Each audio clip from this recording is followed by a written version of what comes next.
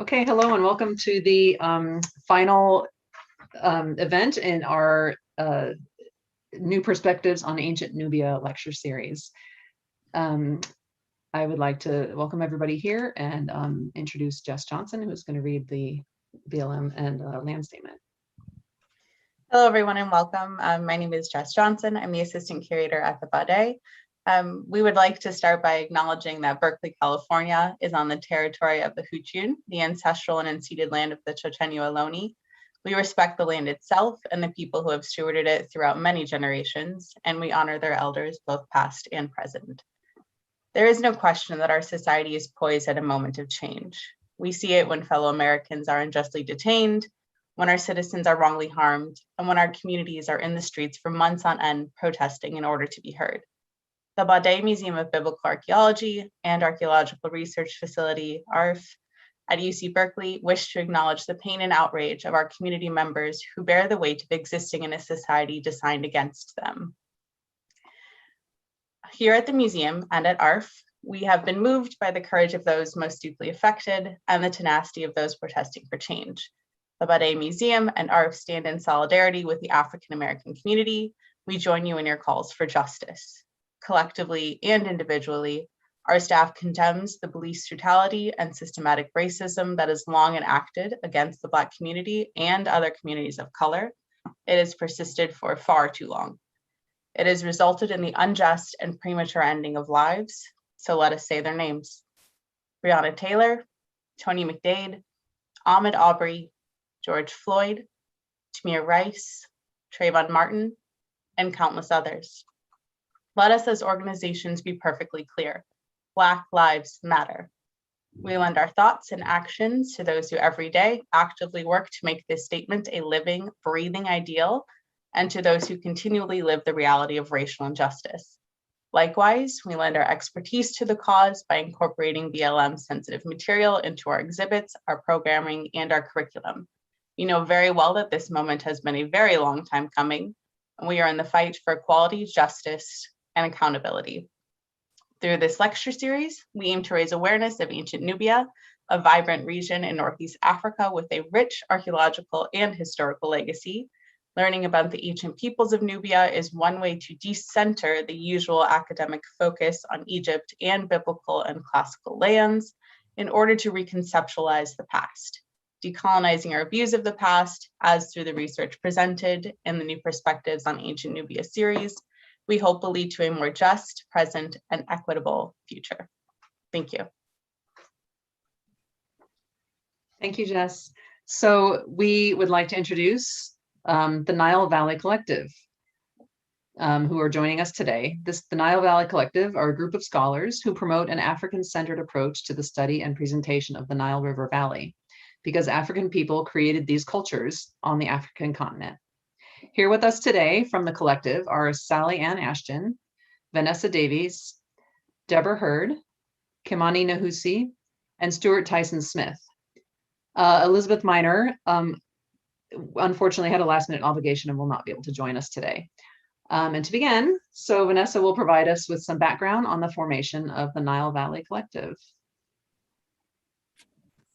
And thank you all for the invitation for all of us to speak with you all today. We're really excited to the Nile Valley Collective is a group of friends and colleagues who have grown tired of hearing a one-sided discourse about the Nile Valley cultures that only acknowledges connections with the Northern Mediterranean, with the Levant, and with Mesopotamia, while ignoring or disregarding connections in Africa among other African peoples. So we offer an alternative to the dominant narrative by focusing on the Africanity of those cultures. As a collective, we support one another and we collaborate in a scholarly activism, which takes many forms. Beyond giving talks and publishing research, we also consult with and work with cultural institutions and anyone who wants to consider these cultures from an African-centered perspective. We are developing community programming with social justice aims. We are collaborating with teachers on curricula and with a diverse array of people who interpret and present these cultures to others. So architects, artists, and others who reach out to tell us about their work and to ask about ours. So for anyone listening today, if this sounds like you, we'd love to hear about your work. Please reach out to us by visiting us at nilevalleycollective.org and fill out the contact form. So first, I'd like to ask all of the members to introduce themselves. I'll begin real quickly. My name is Vanessa Davies. I am an Egyptologist, and I work on early 20th century contributions of scholars of African descent to the disciplines of Egyptology and Nubiology, specifically people who were living in the US in the early 20th century. Would you go next?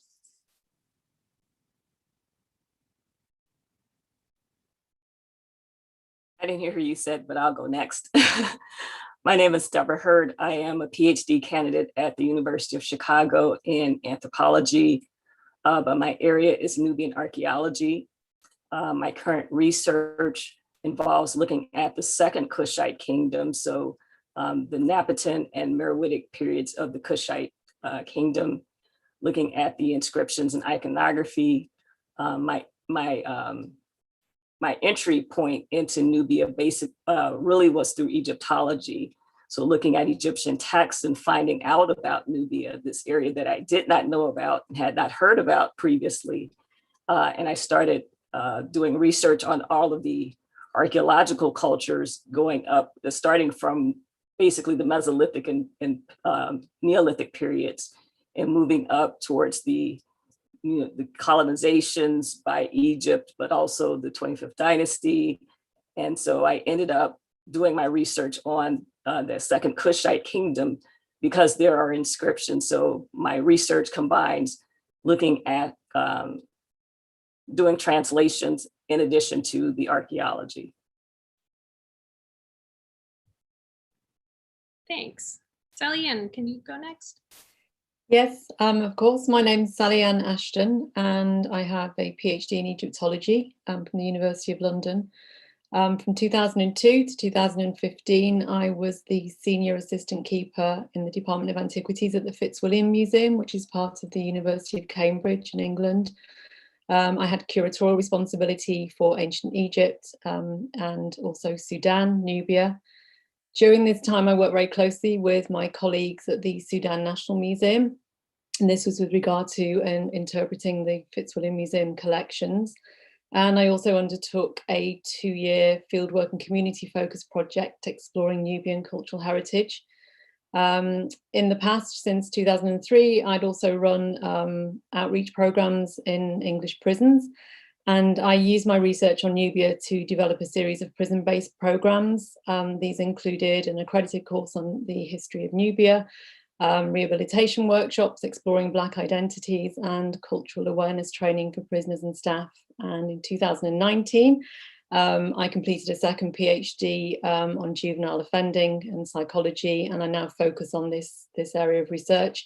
But I remain involved with the study of ancient Egypt and Sudan and its dissemination through the Nile Valley Collective. Thanks. And Stuart. So I'm Stuart Tyson Smith, and I'm a professor of anthropology at the University of California, Santa Barbara, not so far from Berkeley, but sadly can't be there in person for obvious reasons. My interest in Nubia comes through Egyptology, but also anthropological archaeology. So my PhD is actually in archaeology from UCLA.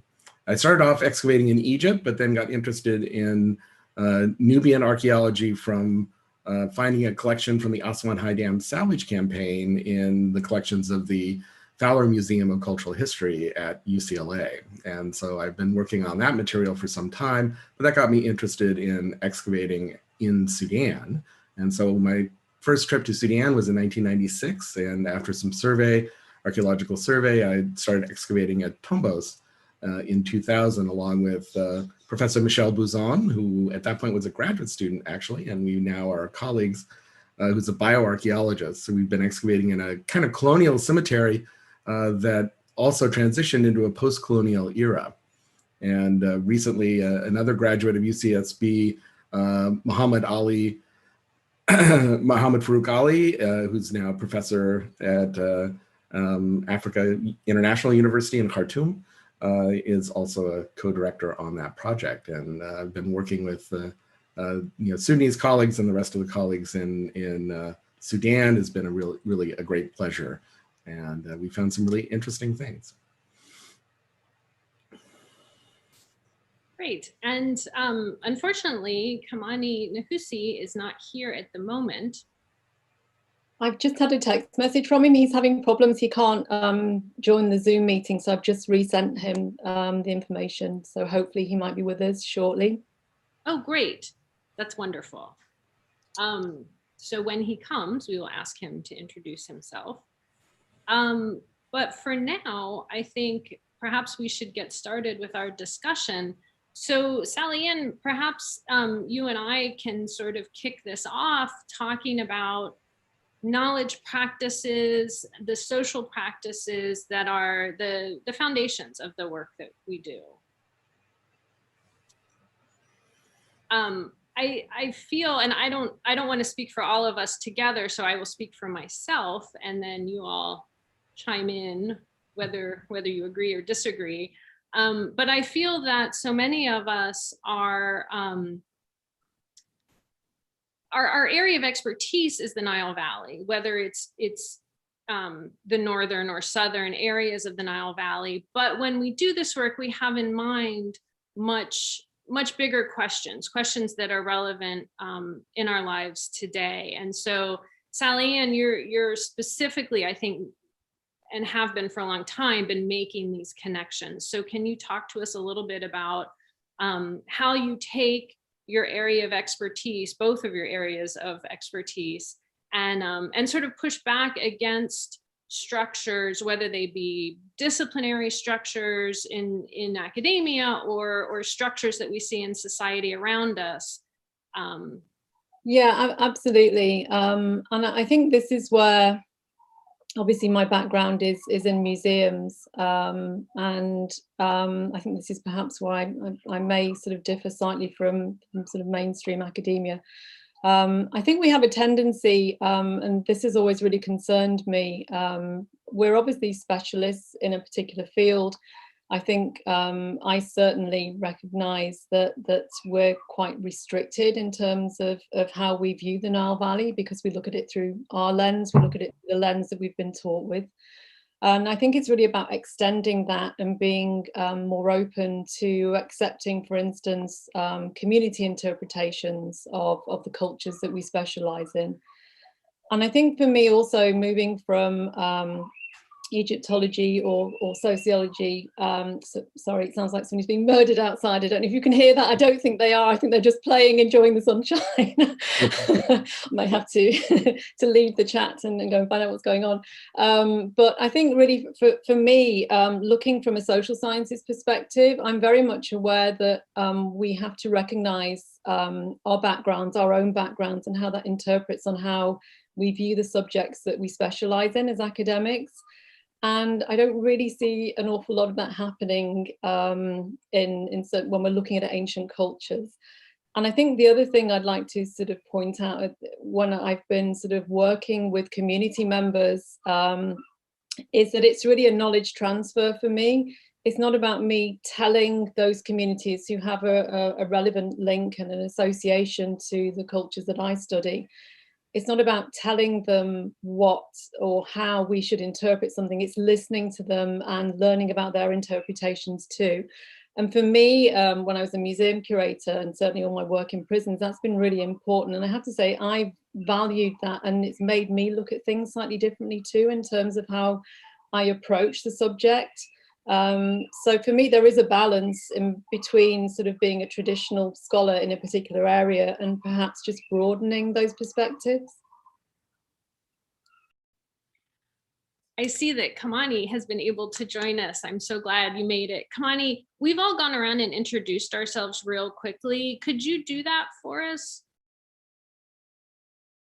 You have to unmute yourself though.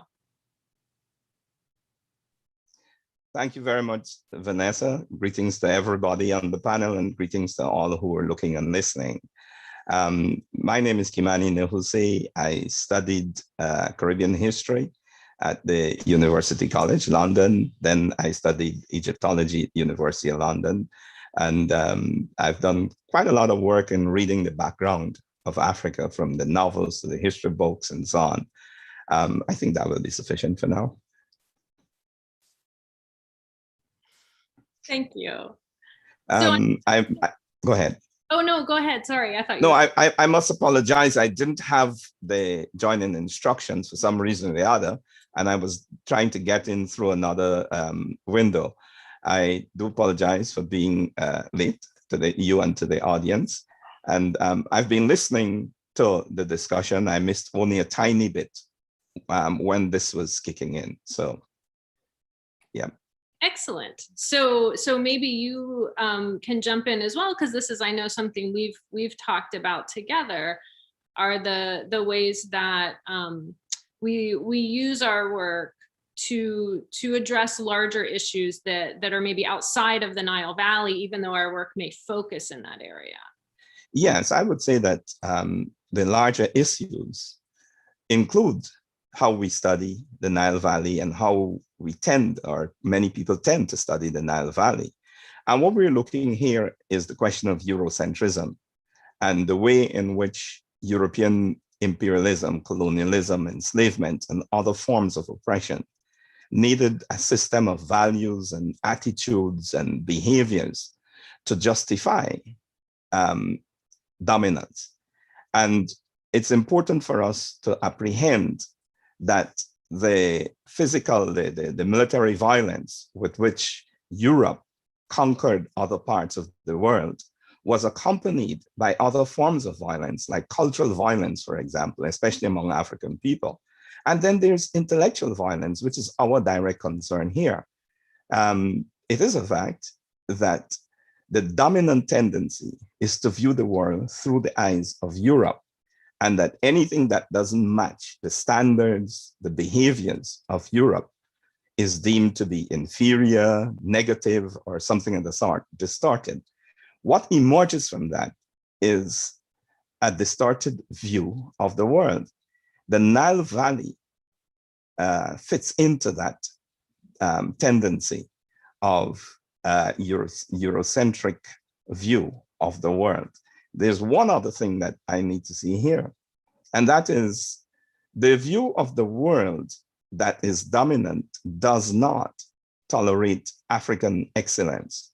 So anything that is excellent in Africa is deemed not to be African. I mean, this is not always an outright refutation, but when we look at the tendencies, this is what we see. For example, there are some texts that say that they're aliens who are responsible for the building of the Nile Valley civilization. And we have extreme statements of the problem like that. And I think that that's the larger problem that we're dealing with, because it doesn't matter which part of Africa you're dealing with, which part of the colonized world you're dealing with. This is the tendency we have to apprehend. And from, oh, sorry, go ahead, Deb. I just wanted to add on to that, to what both Sally and Kimani have just said. We have to also look at the whole issue of knowledge production. So the colonization period also correlated with the rise of the disciplines. So the disciplines are emerging during this time.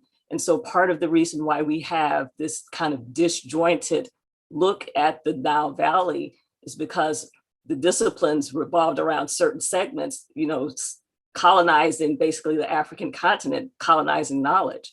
So Egyptology emerged and claimed dominance over Egypt and then Nubia. And then you have African studies that deals with the other parts of Africa. And then you have Africanist archaeology that sometimes does and does not overlap with African studies, but all of these different views of the continent, they don't even interact. So it's like Egyptology feels that African studies has nothing to contribute to the conversation about Egypt and Nubia. And you know, Egypt and Nubia, the Nile Valley has nothing to contribute to conversations about the rest of the continent, and that's ridiculous. So we also have to look at these false boundaries that have been erected around different parts of the continent where people are studying these areas isolated from each other. I believe it's critical to follow up what Deborah just said and identify a couple ways in which that articulates itself in the study of Africa. And one of them is the separation of Egypt from the rest of Africa. I mean, it's ridiculous that you could read many, many books on the study of Egypt and Nubia, and there is no relationship to Africa at all. There are attempts to join them with Mesopotamia and so on. And I'm not saying that that kind of comparison is null and void, but the fact is that Egypt is geographically, culturally, and otherwise a part of Africa. And Egypt has always been in sustained and meaningful contact with other parts of Africa. And to disjoin Egypt from Africa is fatal for a complete or proper understanding of either Egypt or the larger Africa to which it belongs. So this is one of the things that we must, I think, begin to react against if we're going to produce a proper study of Egypt. And this means, for me, relocating the study of Africa in its entire history and culture. This is what Africology emphasizes, because if you do not relocate Egypt in its history and its culture, well, then you're not really studying Egypt in a way that's viable.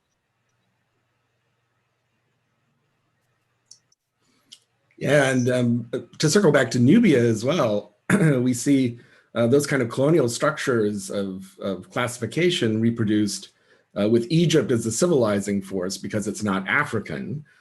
So that's why Egypt had to be sort of pulled away from Africa, because it confronted and contradicted the kind of racial classifications and the colonial classifications of sort of European civilizing effect.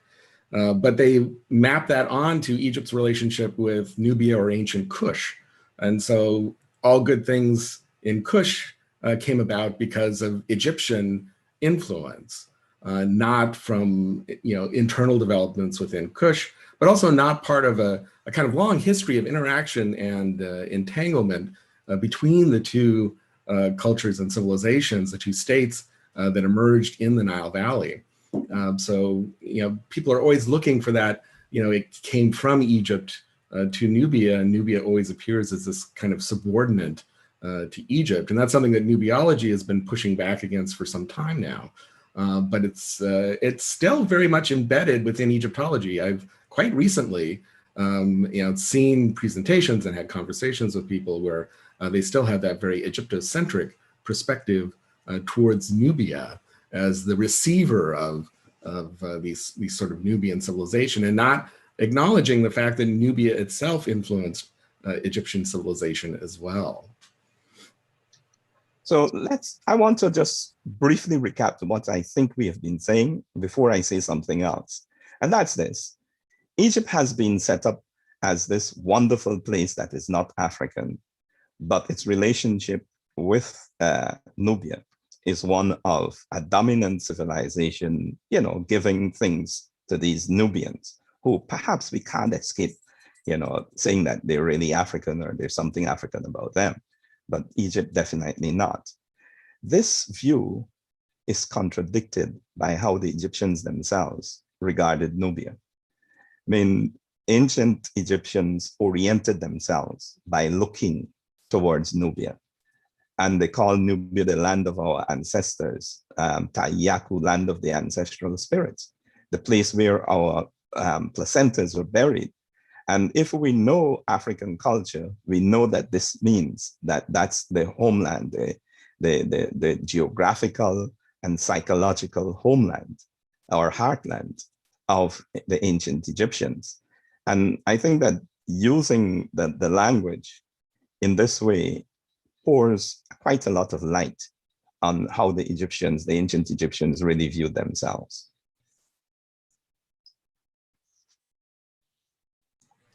Yeah, and to continue with that thought too, I think one of the reasons why you often see that is the Egyptian ideology of sort of otherness, which is something I've looked at, the kind of different dynamics of ethnicity between Egyptians, Nubians, and the peoples who surrounded them. But we see this ethnic topos, this ethnic stereotype, as a legitimating tool of the king, the Egyptian king, as the preserver of order for all the enemies that surround them, and that applied to people from Western Asia, from Northern Africa, or Libya, and then from Nubia as well. But Egyptologists have taken that literally and tried to map it onto all Egyptian attitudes, not just this very specific ideological context where it appears. And I think that's partly because of either conscious or subconscious biases, where they see in that a reflection of kind of modern colonial structures. And admittedly, Egyptian ideology is very persuasive. I mean, they were really good at that with all these different depictions and tropes and other things. We have to realize in the day-to-day interactions with people, you know, a Nubian coming to Egypt or a Kushite coming to Egypt would not be necessarily seen as a stranger even. These were people who had a long history of interaction. And a lot of that interaction was positive. It didn't inevitably have to be hostile. And as Kimani said, there are many features in Egyptian mythology and other things where the action takes place in the south. And so Nubia, you know, that region was all a part of Egyptian mythology and origin stories and so on in a kind of larger African context. And after all, the most intimate relationship that Egypt had with another group was southwards in Nubia and Kush. And so, you know, re-emphasizing Egypt's embeddedness within Africa, but also the importance of Nubia as kind of its own thing in interaction with Egypt.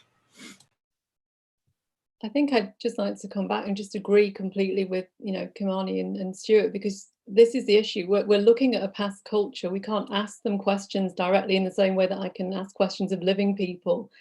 We're looking at them through all of these kind of layers, through our own personal lens, through the layers of how we know where we studied, how we studied, whether we're focusing on Egypt and then sort of dipping into Nubia. And yet we're not really acknowledging this. Well, and that's true of kind of presentations of Nubia and Egypt in museums, but it's also in terms of, it seems to me, how many courses operate and programs operate in terms of not getting their students to actually think, just hold on a minute, how much do we really know? How much of this is supposition? How much is based on the evidence? You know, is the evidence, as you say, Stuart, is it sort of one-sided? Is it, we don't really know how people felt or believe what they believed at the time, every individual person. We have evidence, but it's limited, it's restricted, as you say. And I don't think that we're recognizing all of these layers that we have to literally sort of try and sort of delve into to try and understand either Nubia or Egypt and the Nile Valley and how it sort of worked together, where we're sort of working from a disadvantage, I suppose. I personally would really like to see that acknowledged more, as you know, both Kamani and Stuart are saying here. I think that one of the other things that we also have to recognize is that we have to examine this within a historical context, because it depends on where you start looking at the history. And again, that's where these disciplinary divides come in. Because if you start looking at Egypt, you know, at the pre-dynastic period, when you have these large centers that are moving towards statehood, well, okay, but what happened before then? Who were the people that moved into the Nile Valley to form these societies? So there's this emphasis on looking at the large civilization, but you lose a lot. And I talk to people about, you have to look at the societies. So we need to stop looking at quote unquote civilizations.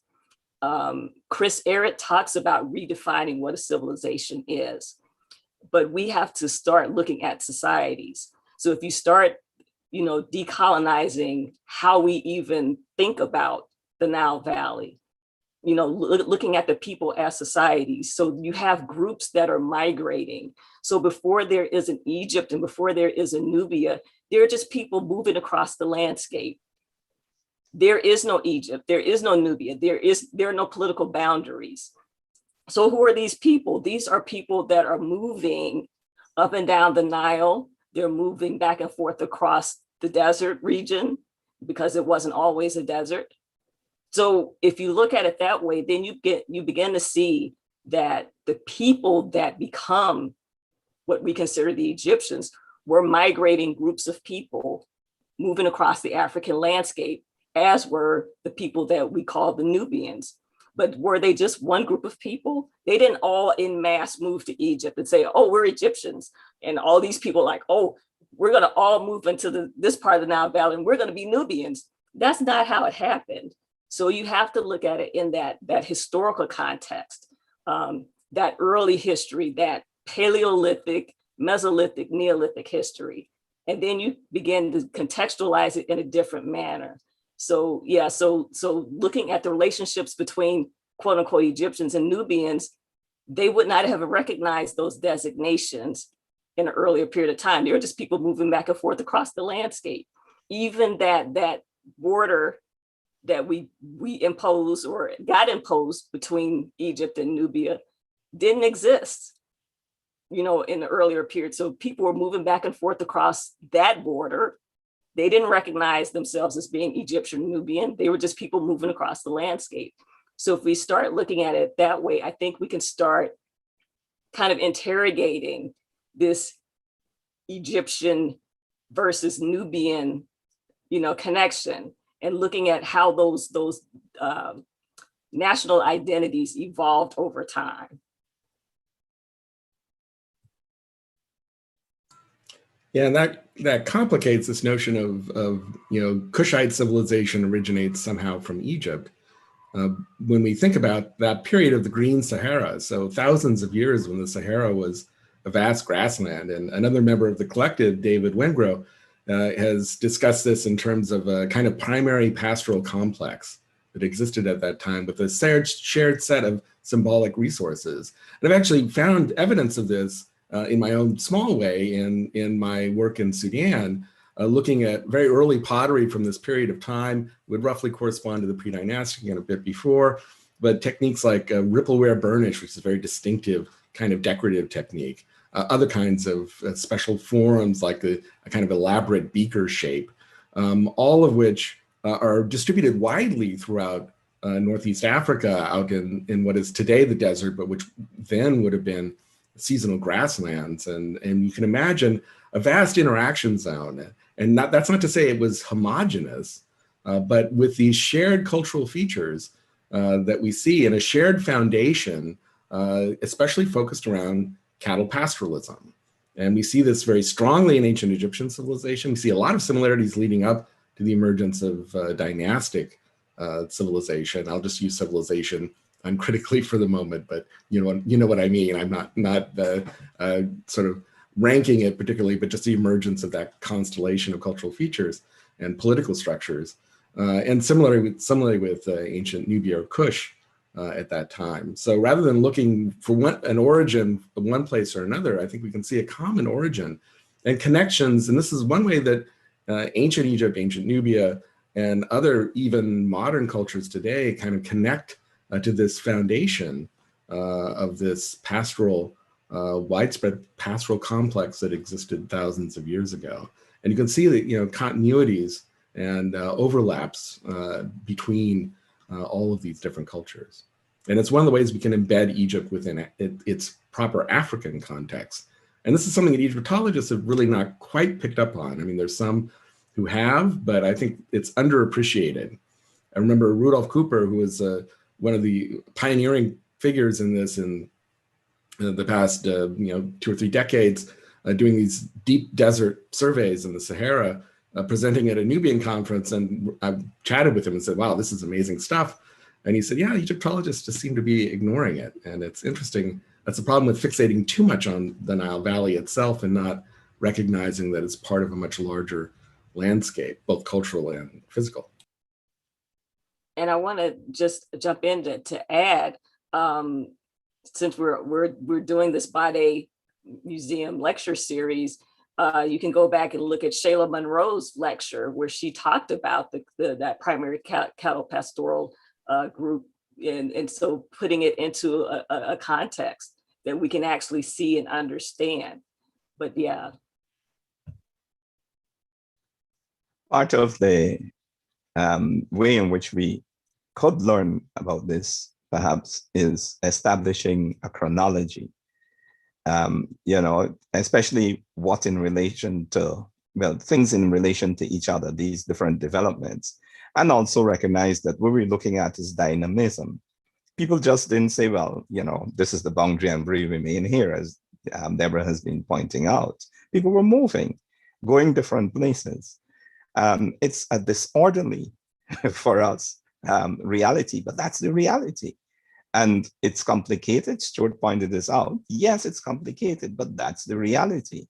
And every time we try to put down boundaries and we make them too, shall we say, secure, unbending, we do damage to what really happened. And this is one of the things I believe it's important for us to come away with. But establishing a chronology that says what was first, what was second, what was third, or something like that, things in relation to each other, will help us out greatly.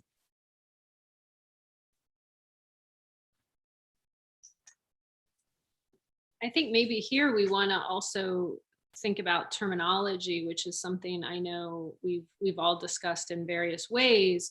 But the thing that jumps to my mind immediately is the way that often modern nation states are mapped onto these ancient spaces in a way that I think those of us here on this call want to move away from, that those should not be conflated into one thing.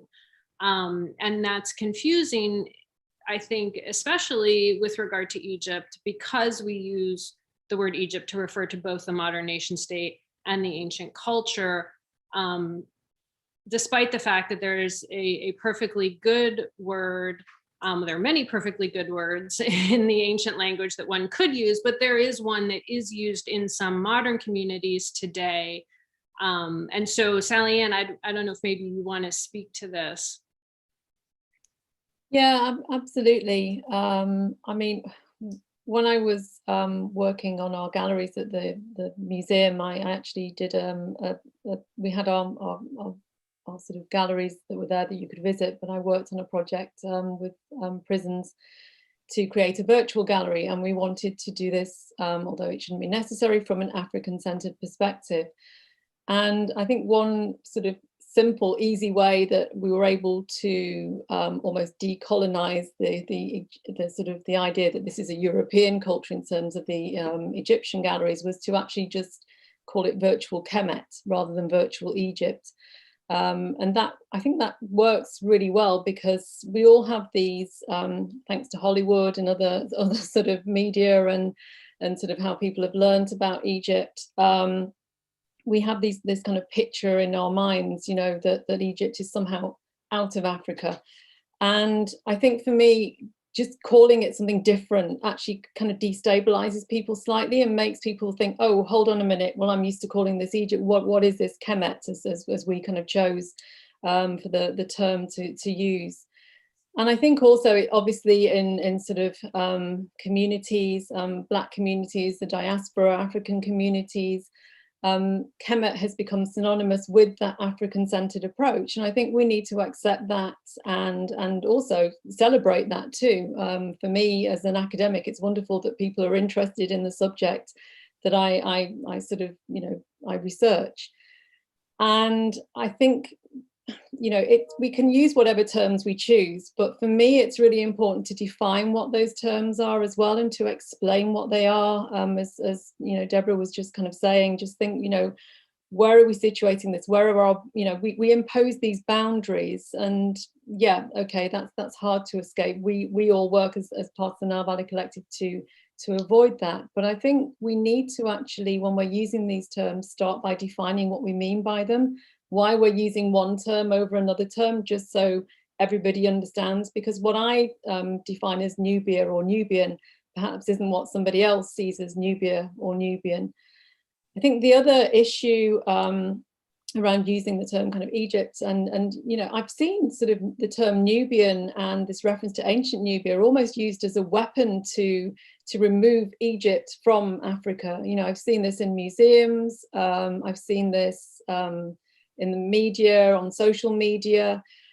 And an example of it would be, you know, referring to, and this is a sort of a panel in a museum, you know, that Nubia was the sort of the conduit between Egypt and the rest of Africa. Well, no, they're all part of Africa. And I know that, you know, I'm sure my colleagues will have something to say about the use of the term sub-Saharan as well. I don't know if Deborah wants to come in, and I know this is something that we've discussed before. Yeah, so there's just a need to problematize all of these terms that have been used by anthropologists, archaeologists, historians, and Egyptologists for looking at the African continent. And that sub-Saharan is one of the big ones, you know, because that the addition of that sub is not just that it's beneath the Sahara, but it was used sub to bring to mind also subhuman. So there was this way of kind of conflating this way of diminishing the people that lived, quote unquote, you know, below the Sahara, because they're supposed to be quote unquote Black. And then the people that live above the Sahara, you know, they're supposed to be white, a part of the white race. That's way Reisner, not Reisner, but James Henry Brest did. In a textbook, he basically made all of that part of the great white race. So if we're decolonizing, we have to decolonize that terminology that would conflate or map racial categories onto the geography. So yeah, so that sub-Saharan, if we're talking about people that live in South Africa, then say South Africa. If you're talking about people that live West, say West, because we say North Africa. So if you're going to designate North, then you can designate South, East, and West. You know, so we have to be consistent in that terminology, but we also have to be very critical of the terminology that we're using. One of the other concepts is specifically dealing with Nubia is the Black pharaohs. That one, and that's my particular time period. So that one annoys me to no end.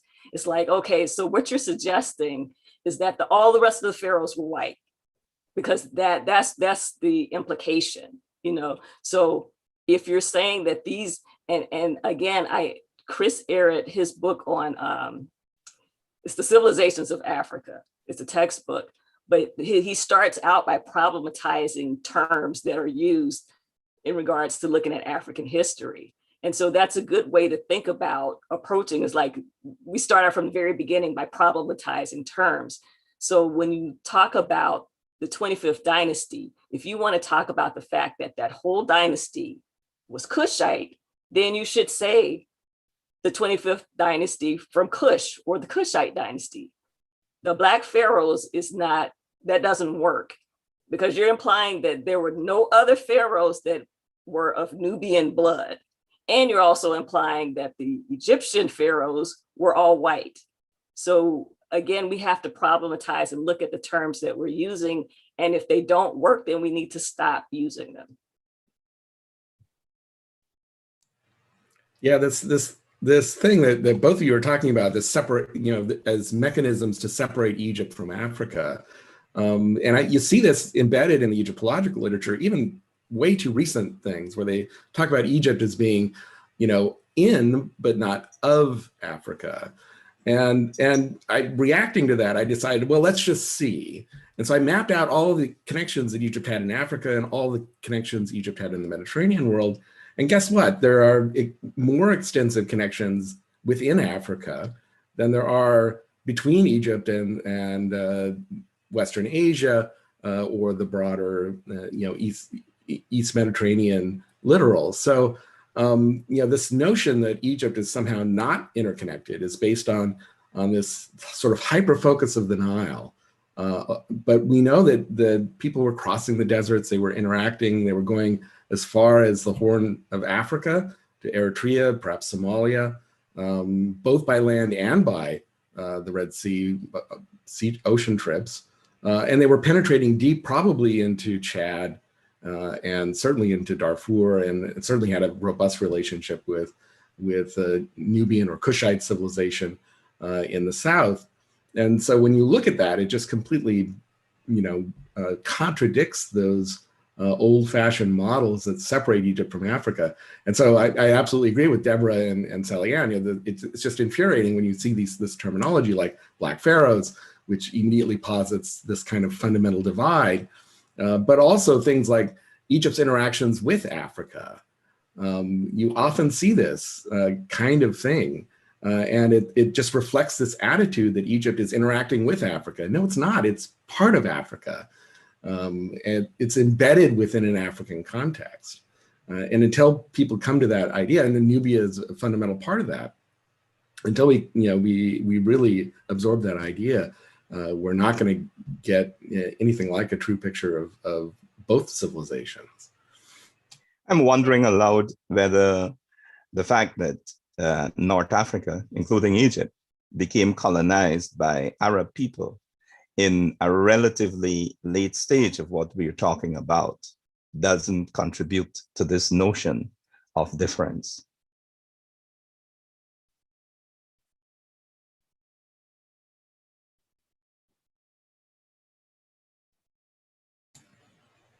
Yeah, I'll take that up too.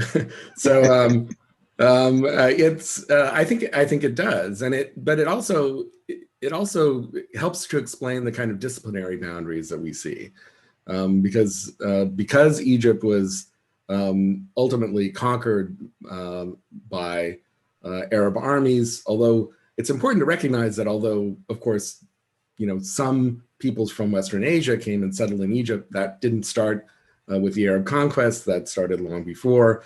And there's always been gene flow going that direction. It wasn't this massive replacement of peoples, and that applies all across North Africa.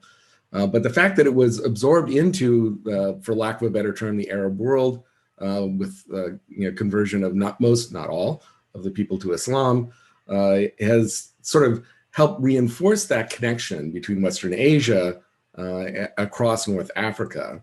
And so when disciplinary boundaries were created as a part of the colonial venture, as we've been discussing, that helped reify that divide between North Africa and Sub-Saharan Africa. And much to my annoyance, African studies and Africanists kind of abandoned North Africa as a legitimate form of study and bought into that colonial reification of the North Africa and Sub-Saharan Africa divide. And again, I've had discussions with Egyptologists. You can see an interesting exchange in the talk I gave at Harvard, if you go to the Q&A part, where I had to push back and say, no, I think Egyptology should be in African studies. It doesn't, there are connections, as Kimani said. I mean, we can recognize that there are interactions and connections with Western Asia, but Egypt is fundamentally African, and we need to redress that balance by going that direction, not by doubling down on Egyptology as embedded within Middle or Near Eastern studies, which is typically where it has lodged. And I think that has created its own kind of dynamic and trajectory that, again, we can trace back to those ties. And some of that's just the structures of those disciplines continuing on, not necessarily overt, but certainly subconscious. And I actually was going to make another point, but now that you brought that up, that brought another stream of thought to mind. And that is looking at the history of the way that Black scholars in the US and basically in the Western Hemisphere, because it wasn't just in the US, but there were a few scholars in the Caribbean, specifically Antonia Furman, who was in Haiti. But if you look at the late 19th, early 20th century, Black scholars and writers were looking at Africa holistically, the history of Africa holistically. And so specifically, if you look at William Leo Hansberry, who basically created the very first program of African studies in the US, it was not Melville Herskovits, it was William Leo Hansberry. His idea of African history, which also flowed from the writings of Du Bois, was that, you have to look at Africa in its entirety. So that's looking, when he created his program starting in 1922 at Howard University, he started with the tool users. So this is before the Leakeys had actually found, the earliest hominids. So he was just looking at tool users, but he was saying that this is where we have to start when we start talking about African history. We look at the tool users, we look at Egypt, we look at the time, it was still Ethiopia. So Ethiopia and Aksum, and then you look at the kingdoms to the west, and you also look to the south. But it was this really holistic view of African history. So the fact that we have this segmented, divided look at the African continent is because those scholars were disregarded.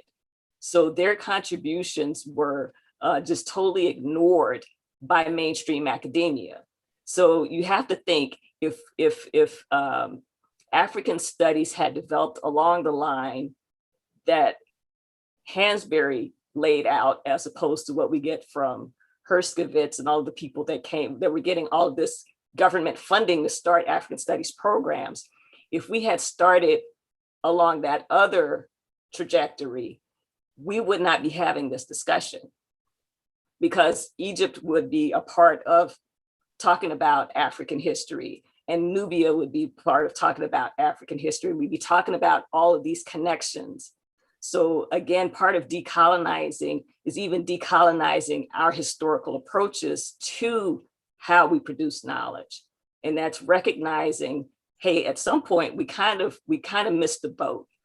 So we need to start breaking down some of these boundaries and having discussions across disciplines, and start looking at what are these relationships between the Nile Valley and the West? What are the relationships between the Nile Valley and those societies further south?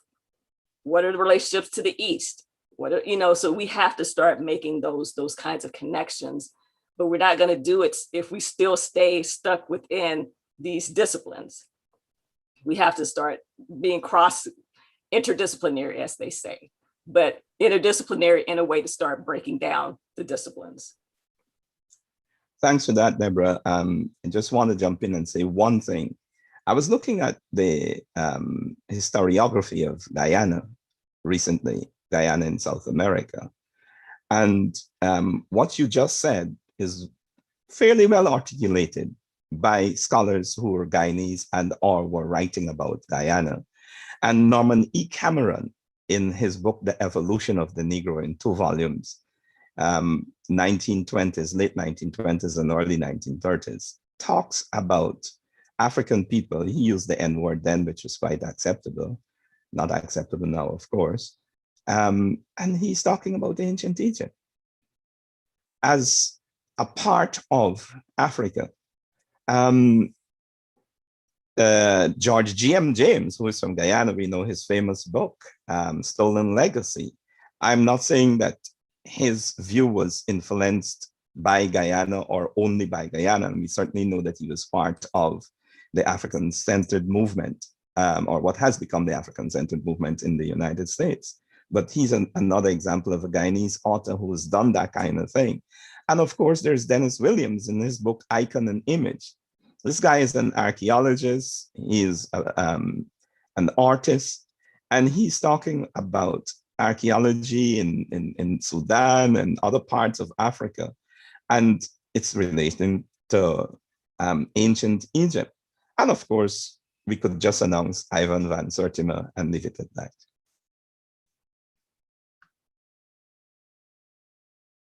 but I wanted to get back to the point that I was going to make earlier. Oh, sorry. No. I had said I was going to make another point then, but that came up. But going back to, we were talking about the relationships between Egypt and how those connections are made, they're African.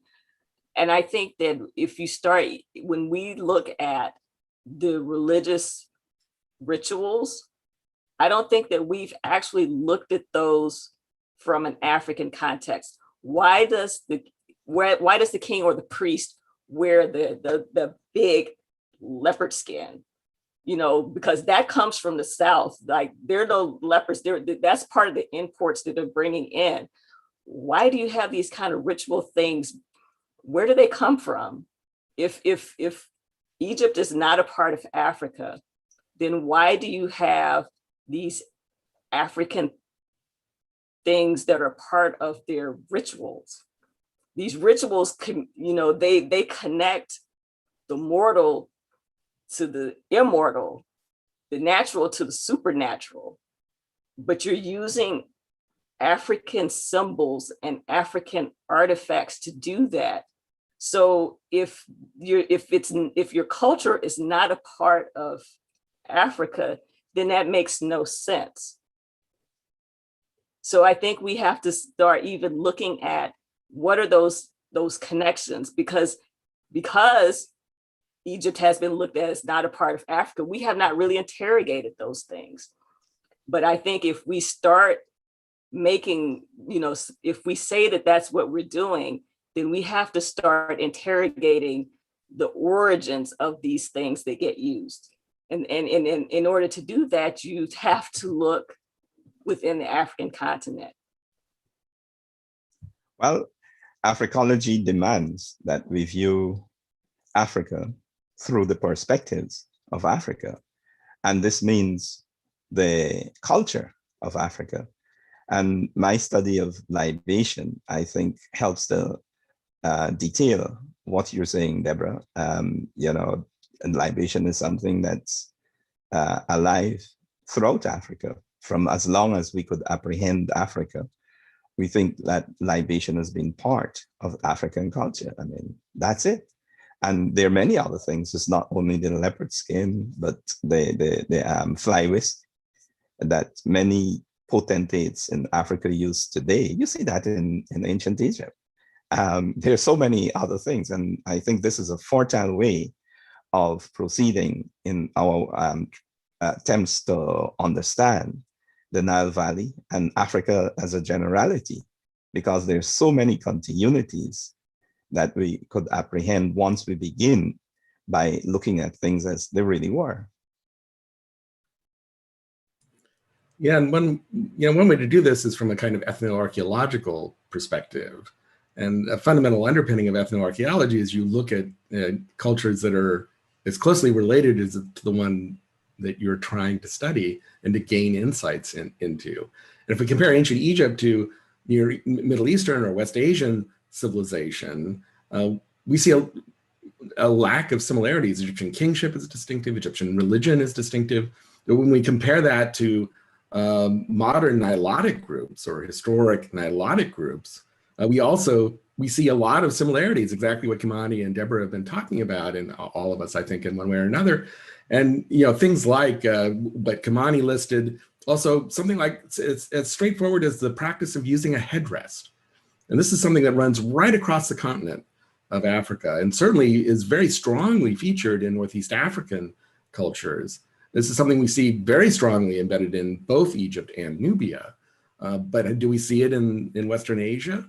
Not that I know. You don't. So it shows, and again, Henry Frankfurt, it was a kind of early proponent of seeing a kind of what he called an African substratum, that the origins of ancient Egypt were to be sought within Northeast Africa. And there's some flaws. It was in late 1940s, so there are a few flaws in interpretation. But actually, I think he was surprisingly open to that idea in a way that Egyptologists at the time were definitely not. But I think that, and the work of earlier scholars as well, as Deborah's mentioned, kind of points the way to where Egyptology and Nubiology should be looking. And a lot of that goes back to this foundation in cattle pastoralism and a lot of these practices. And there are lots of examples of these things where we see strong parallels. The wasp scepter and its connection with male, the power of a bull and so on. The king is strong bull and all this kind of symbolism surrounding cattle and royal power. And just the nature of Egyptian kingship masking in Egyptian religion, and something else we find quite widespread in Africa, not so much in say Mesopotamia. And so again, we've been kind of misdirected to look towards Western Asia for parallels to understanding ancient Egypt, but in fact, what we should be doing is looking in Northeast Africa and other parts of the continent. I think I'd just like to come. I'm really happy that you mentioned headrests, because several years ago at the museum we had an exhibition on East African headrests where we had ones from ancient, Egypt and sort of more contemporary. And of course, as you say, Stuart, they worked perfectly because they're connected.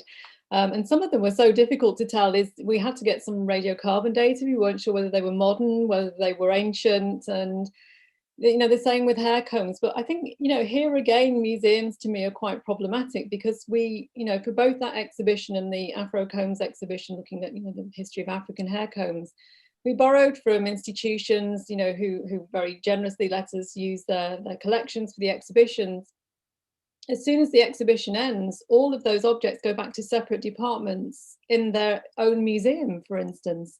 And they're now physically separated. They're not displayed together. They're not even stored together. So even if you want to go and look at these objects, in material culture as a scholar, you end up having to make 2 or 3 appointments with different departments, trying to negotiate access. And it's almost as if, people don't want us to make those connections. And I think that really needs to change.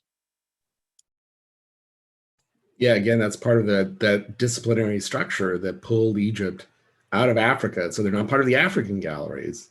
They're part of the Near Eastern or Middle Eastern galleries instead. And that reifies those distinctions and divides.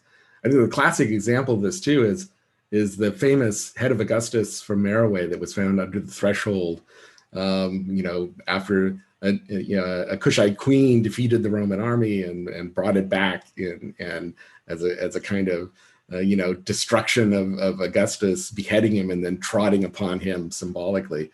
Will you find that in the Nubian Gallery at the British Museum? No, it's in the Classical Gallery. So again, it just shows how things get pigeonholed in ways that remove them from their proper context. That's something as an archaeologist, for archaeology, context is everything. And it really should be for, be for everything, whether you're dealing with historical or archaeological evidence, or ideally integrating the two and combining that with ethnographic studies and so on to gain a better understanding of the past. I want to take this moment, since Sally Ann brought up museums, to make a pitch. And I've been remiss in my last couple of lectures. The Museum of Fine Arts in Boston has the 2nd largest Nubian collection in the world. The first one is in Khartoum, which is where you'd expect it to be. But the 2nd largest one is in Boston, but it's not on display now. It's not always been that way. So I actually interned at the MFA in 2004. There was a Nubian gallery. So the Nubian material was taken off exhibit to remodel the gallery. And while in the process of remodeling, other things got moved into the gallery. So the Nubian gallery lost out to these other objects. So now we have the 2nd largest collection in the basement, and it's been there. My plug is for the Carter family, Nubian Egyptian wing. I used to say gallery, now I say wing of the MFA. We have to keep pressuring the MFA to make space for the Nubian collection. So this is my plug for the Carter family, Jay-Z and Beyonce, Nubian Egyptian wing of the Museum of Fine Arts.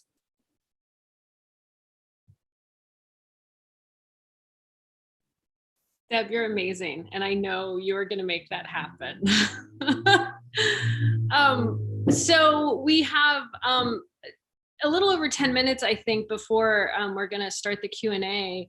And before we sort of move on to our last area of discussion, which was different initiatives that we're all working on, before we move there, I want to circle back to you, Deb, because I know there's something you really, you had mentioned to me you really want to be sure that we talk about today.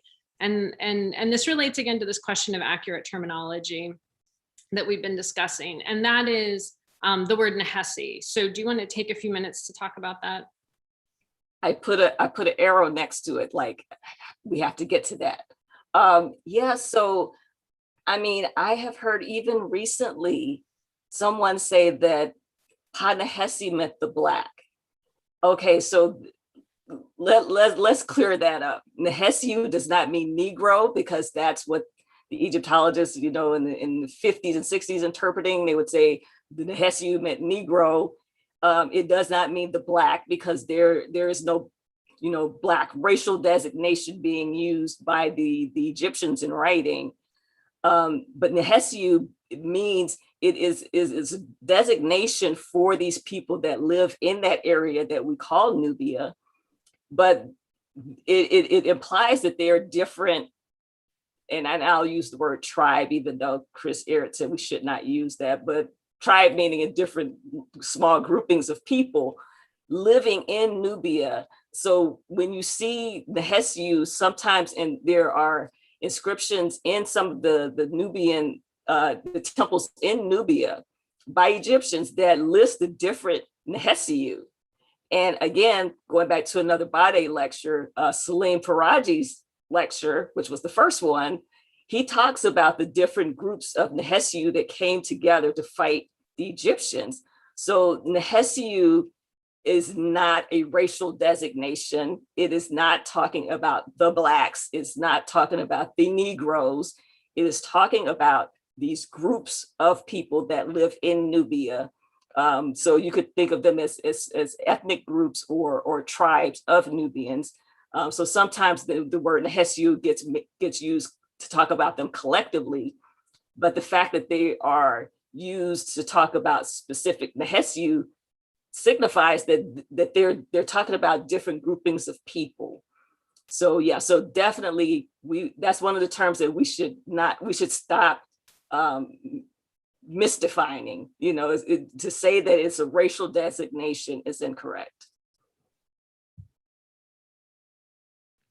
I think it might be important also to recognize the unvoiced comparison with, you know, Egypt, the supposedly white Egypt. So you have these darkies from down south.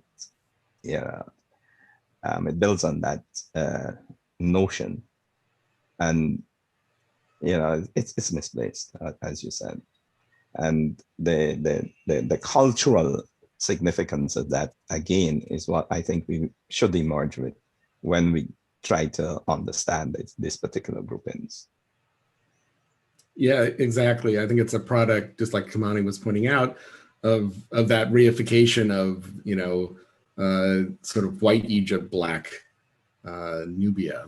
And for me, I've looked at it through the lens of ethnicity, not in the sense of, you know, the sort of theoretical idea of ethnicity as opposed to race. And that's as a situationally contingent, fluid concept. In this case, it would be an other ascription by Egyptians defining, like Deborah was saying, a group, a sort of disparate groups of people. Nehusi seems to be a more generic term, ethnic term that the Egyptians used to contrast between themselves and the southern, but also, as Deborah was saying, it's not always north-south.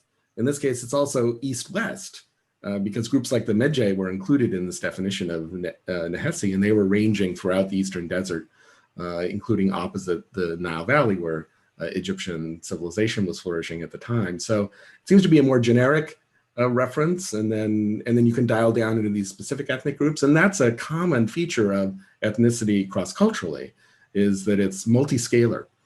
So it goes from larger groupings to smaller groupings. It's also not only self-defined, but other ascripted. and it's a part of a, defining itself in other and in oppositional categories. But it shouldn't be mapped onto modern racial categories, like we often, all too often see it still today and quite recently. And there, people create these false etymologies trying to create a derivation of the word. And there are a couple of good explanations one can use for the origin of the term. I like the idea of it has an association with the word to sting. And so I like that as Nubians were famed as archers, so it's stinging from archery. But also there's a possibility it could have to do with magical incantations. There's another word that's related.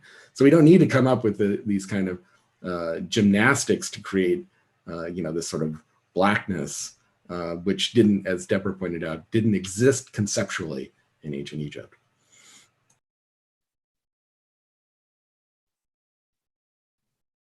So in the last few minutes before the Q&A, I thought it would be a good idea to quickly discuss some of the initiatives that we're focused on. And I sort of mentioned these in the beginning, but briefly, maybe, Sally Ann could talk about restorative justice, maybe Deb could talk about breaking down barriers between disciplines in the academy.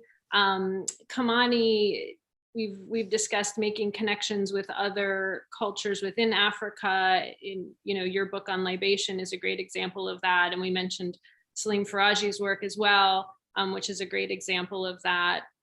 So yeah, in like the last 5 minutes or so, would any of you like to jump in and talk about these initiatives that the collective as a whole is very much in support of, and perhaps one or two of us might join together in some of these to support one another.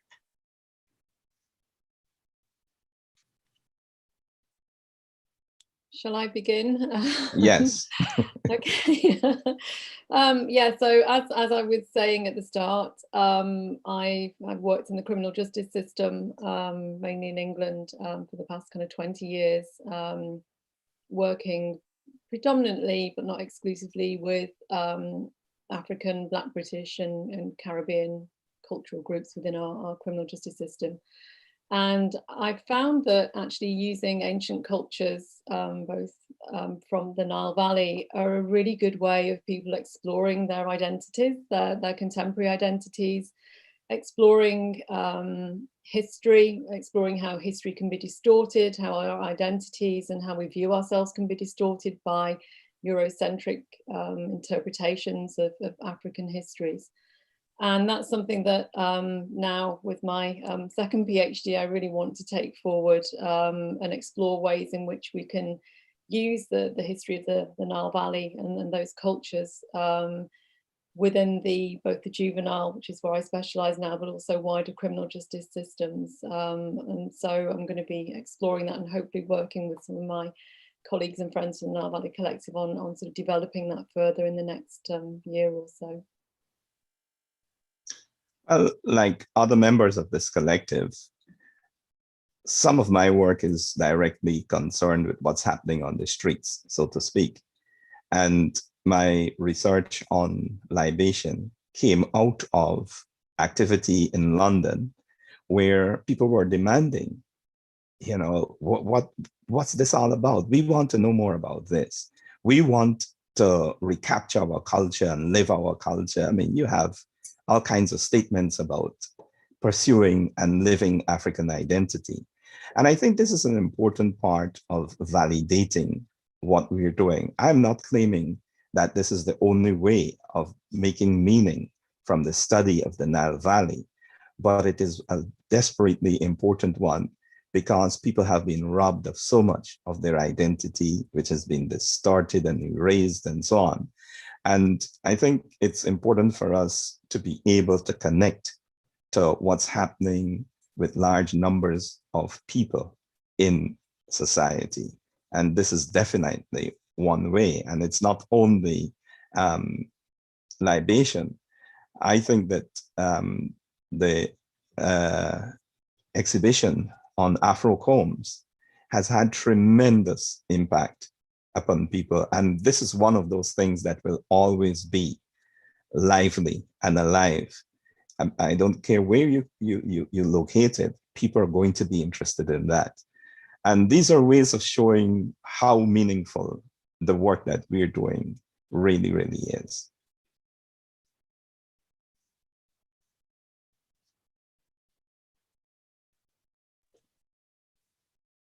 So I'll just say in the past almost year now, I've been working with a group, and we formed an organization, the William Leo Hansberry Society. And we're dedicated to increasing the number of African descended people that actually go into the fields of Nile Valley studies, be it Egyptology, Nubian studies, also looking at ancient Ethiopia. And we hope to extend to other parts of Africa, but we're concentrating on the Eastern end right now. But our hope is that in bringing in those marginalized voices, those voices that don't normally enter into those spaces, that we can start to have some of these conversations, but we can also reach out and try to connect to people that are doing work in other parts of the continent to help them to understand that we all need to be in conversation with each other. So the lectures that I've been doing recently, I've made sure that I talk about the connections between African studies and Egyptology, because I hope that people would get to understand that we need to be in conversation with each other. So that's where I am with, breaking down those boundaries. I tell people that I situate myself at the crossroads of anthropology, archaeology, Egyptology, Nubian studies, African studies, and Africana studies.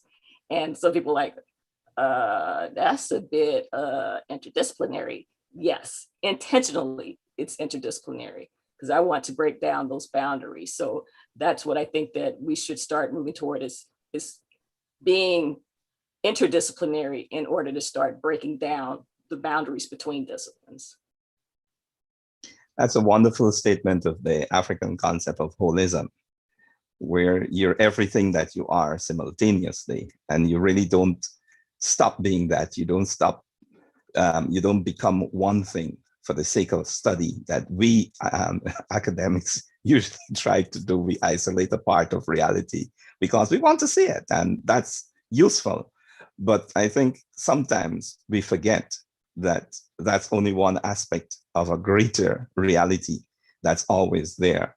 Let me just mention very quickly that at Temple University, we're building an anti-racist institute, and that part of our job, as we see it, is restoring the correct or a viable understanding of history, restoring people's history and their culture to them.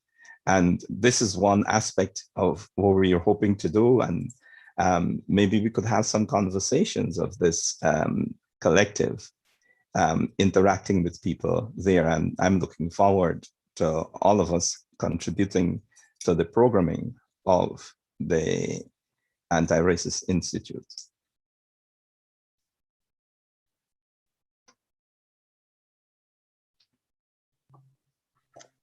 Okay, thank you everybody for your thoughts and your wisdom and your direction. This has been a wonderful conversation. If you're ready, I'm going to give you a few questions from the audience. Some of these are directed at the entire panel, so whoever feels moved to answer, feel free to do so.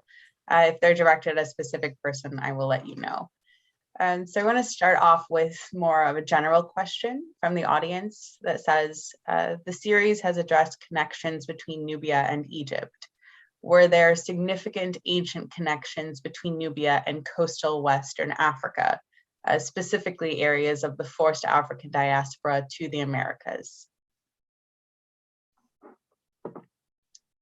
This is open to anyone. So this is one of those areas that needs further research. And again, so Western Africa, especially coastal areas, that has been relegated to African studies and Africanist archaeology, which is not in conversation with Egyptology. So that is where we're moving towards, to have those conversations, begin to try to connect that research that's going on in different parts of the continent to try to see if to make those connections. But we do have a student, there's a graduate student at the University of Toronto, Anissa Malvoisin. She is looking at the relationship between the region of Merowe and some of the kingdoms to the west, those developing kingdoms to the west. So that is the direction that we're moving in. We haven't gotten there because there's been that disconnect, but we're trying to break down that disconnect.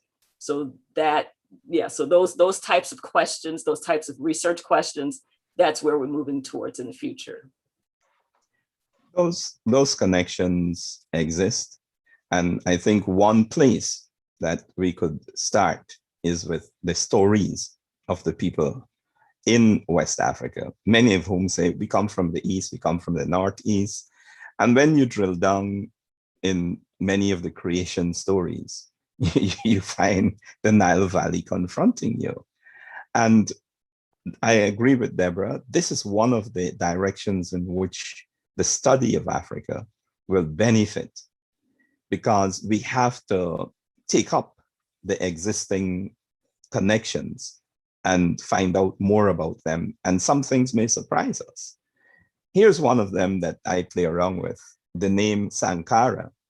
It's an ancient Egyptian name. We hear about Thomas Sankara. Yes, he's not exactly on the coast of West Africa, but here's a guy with a perfect ancient Egyptian name.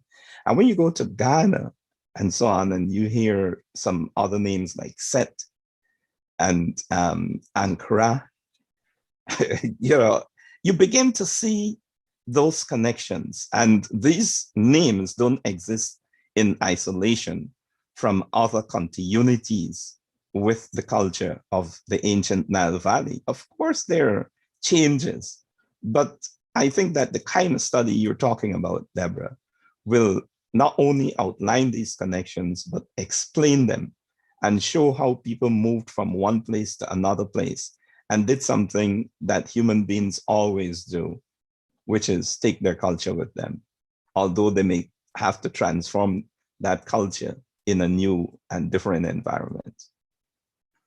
And I wanted to add another one onto that. So we know that the supreme god in Egypt was Amun. And so in the Meroitic, it's spelled with an I, so Imani. So we have, Imani, whatever. And so the Meroitic language has not been deciphered, so we don't have a Rosetta Stone, so we don't know, we know how to transliterate, to spell out the words, but what do they mean? What's the grammatical structure? And so archaeologists, linguists have been, this has been a thing for like over 80 years, actually going on 100 years now, trying to decipher, looking at different parts of, different languages. It's not related to Egyptian. But one thing that I found that was really fascinating, I was reading this book about the Rwanda genocide, and they were talking about this person who had escaped and he had been captured and brought back, and they were trying him for war crimes. And his name was Imani something, his last name. And they translated, God is something. And I was like, what? Kirawanda Imani means God? Have we looked at this connection? Because the people from the Hutu and the Tutsi both say that they're not from there. And the Hutu say that they migrated from somewhere further north. So it's like, has anybody tried to see if there's connection like further south? Because that is along the Nile, it's along the upper. This is where the Nile starts. So have we investigated, all the areas going upstream from the Nile? So again, these are some of the connections that if you start looking inland, you might be able to make. Yeah, that actually leads really well into the next question. We've been talking about contextualizing Egypt and Africa, but there is a larger conversation about how modern Egyptians identify themselves. So one of the questions from our audience is, how are we as modern Egyptologists, or everyone else, all of the other Egypts that we have mentioned, how do we deal with modern Egyptians stating that they are not African? I think the first thing to point out is to take a step back and to say, in the same way we've been talking about these ancient cultures aren't monolithic entities, to talk about Egyptians as a monolithic identity today is also, it's oversimplifying the situation. So I think first we have to acknowledge that there's a variety of perspectives among Egyptians today. And actually, I could point to a page on the Nile Valley Collective website that was authored by Professor Fekri Hassan. And there you can read his statement about his view of Egypt in its African context. And I mean, it's an amazing essay that he wrote, because it touches on ancient material, it touches on modern material. And he's addressing everything from like skeletal and ceramic evidence from antiquity to, what Nasser was doing in terms of like formation of an Arab identity, but also forming an African identity. And so that is one person's perspective that's quite well developed in this essay that he wrote. But in terms of how a modern person, a modern Egyptian might identify, I mean, I think we respect, I would say I respect someone's self-identification, and I acknowledge that there are multiple self-identifications that exist in a modern group of people. I don't know if anyone wants to add anything to that. Well, I would say that the formation of identity has to do with choices. And it's important for people to make their own choices. But those choices ought to be based upon fairly accurate information. And a modern Egyptian is somebody who, for the most part, would have had a different ancestry from the great majority of people we talk about when we talk about ancient Egypt, because you're talking about people who were Arabs, or at least substantially Arabs, and people who were not Arabs. And there are all kinds of permutations here. And I think it's important for us to acknowledge that it's very, very important for people to know their identity. And this knowledge is what should be accurate. And it's within that people should be making their choices. So for me, there is a distinction between the ancient Egyptians and the modern Egyptians, usually, but not only. And again, having regard to some of the things we said before, many of these boundaries are porous. So you'll find communities of people who are, for all intents and purposes, related to or continuities of ancient Egyptians living in modern Egypt today, but that's not the case in the majority of cases. And here's why I would have to disagree. So we've been very agreeable so far, and I although I respect your position, I have to go on, Stuart. From the point of view of archaeology, and particularly bioarchaeology, all of the evidence points towards continuity of population. Now, the thing about population genetics and population gene flow and that kind of thing is, again, you can't draw a circle around a group of people and identify a distinct group that doesn't have a relationship with people outside. It all flows together. People move around, people get together and have children. And so what we see is graduated change over distances. Sometimes those distinctions are clinal. So these are adaptations, evolutionary adaptations to things like sunlight, which is why in northern Egypt, you see people who are a bit lighter. Southern Egypt, people are quite dark, and in Nubia, darker still. And this is, what one would expect from a Northeast African population. There was certainly gene flow coming in from Western Asia. There were some Arabs who came in, but it didn't ultimately affect the population, at least from the point of biological anthropology that profoundly. So I don't think we need to say that the modern Egyptians, I mean, in specific cases, as you say, it's complicated. So there certainly are some people who would trace lineages back to Western Asia in a stronger way from the Arab conquest, but there wasn't a massive replacement of the population, which one does sometimes see as an argument. There's no reason to state that the ancient Egyptians or modern Egyptians, by and large, aren't the descendants of ancient Egyptians. You can certainly see it in a place like Luxor, for example, where the people look like Africans to me, but that also doesn't mean that we can't acknowledge the African nature of ancient Egyptian civilization while still acknowledging the cultural heritage of modern Egyptians. Now, identity, as I think we've mentioned too, is fluid, it's situationally contingent, and so we have to respect that some Egyptians might not identify as African, but as the case with Fakhri Hassan, who's one of those distinguished scholars within Egyptology and broadly speaking archaeology, he obviously has a different view.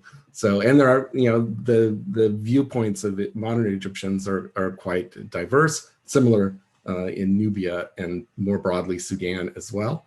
And that's kind of a different question.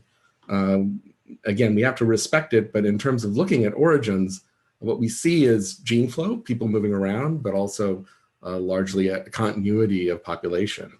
So personally, I would characterize the modern Egyptians as African as well, and descendants of their ancestors in the same way of Nubians. There's another idea that Nubians came in at a certain point to the Nile Valley and replaced the population. And again, this all goes back to these older migrationist theories about culture change in a way that I find somewhat troubling. Petrie's idea of not only the dynastic rates, but he saw all the long history of Egypt as a product of different peoples moving in. And we see this even in modern Nubiology with the idea of Nubians coming in at a point and replacing Merowites, which I don't think is necessary at all. So anyway, that's my 2 cents.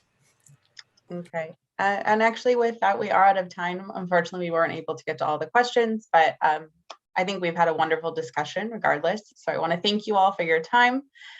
This not only concludes the discussion, but concludes the entire lecture series, New Perspectives on Ancient Nubia, which was hosted by the Badè Museum of Biblical Archaeology and the Archaeological Research Facility at UC Berkeley. Again, thank you to all of our contributors of the Nile Valley Collective for sharing your time and your expertise with ourselves and the wider audience. Thank you also to our viewers for your interest in scholarship and history and your efforts in engaging in reconceptualizing our past. Please make sure to check on our social media, both on the ARF and the Badè, for upcoming exciting public programming. And with that,